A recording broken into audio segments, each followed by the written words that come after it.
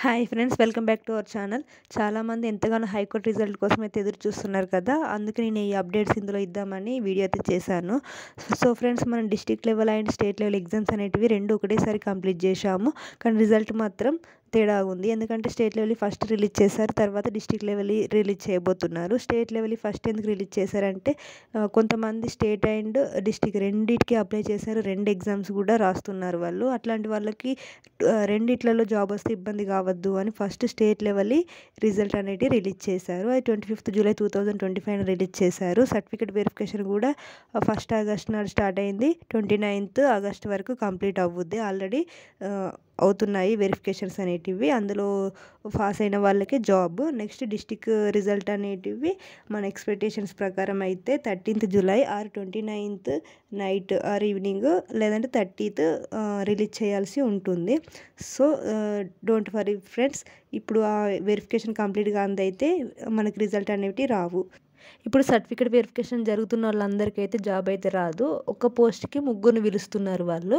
అంటే ఒక పోస్ట్కి ముగ్గురు సర్టిఫికేట్లు తీసుకొని రమ్మంటారు. తర్వాత ఇంటర్వ్యూ చేస్తారు. అవి రెండిట్లలో క్వాలిఫై అయితే మాత్రమే జాబు. అంతేగాని సర్టిఫికేట్ వెరిఫికేషన్ కాకముందు అయితే జాబ్ రానట్టు. సర్టిఫికేట్ వెరిఫికేషన్ అనేది మొత్తం కంప్లీట్ అయిపోయాక, ప్రాసెస్ అనేది మొత్తం కంప్లీట్ అయిపోయాక తర్వాత రిజల్ట్ ఇస్తారు. అప్పుడు మాత్రమే మనకు జాబ్ వచ్చినట్టు. తర్వాత ఆఫర్ లెటర్ అనేది మన ఇంటికి పంపిస్తారు. సో దట్స్ వే ఇక్కడ కూడా డిస్టిక్ లెవెల్ కూడా అదే సేమ్ ప్రాసెస్ జరుగుతుంది. ఫస్ట్ రిజల్ట్ ఇస్తారు, తర్వాత షార్ట్ లిస్ట్ ఇస్తారు, తర్వాత 1:3 పిలుస్తారు.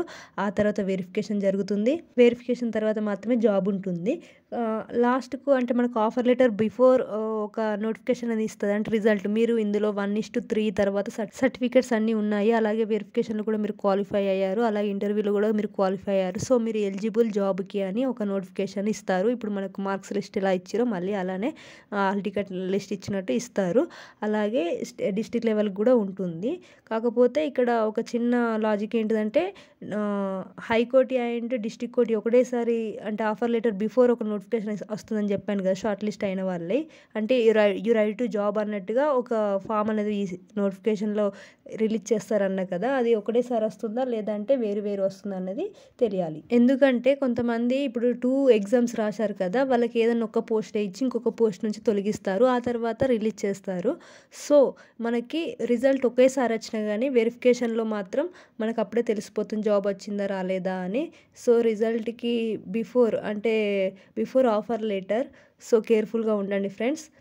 మంచిగా ఇంటర్వ్యూ చేయండి, మంచిగా సర్టిఫికేట్స్ అన్నీ రెడీ చేసుకొని పెట్టుకోండి. అలాగే ఇప్పుడు ఈ ప్రాసెస్ అంతా అక్టోబర్ నవంబర్ కల్లా కంప్లీట్ అవుతుంది. జనవరి 1st కల్లా జాబ్ వచ్చిన వాళ్ళందరూ జాబ్లో జాయిన్ అవుతారు. Thank you friends, thank you for watching.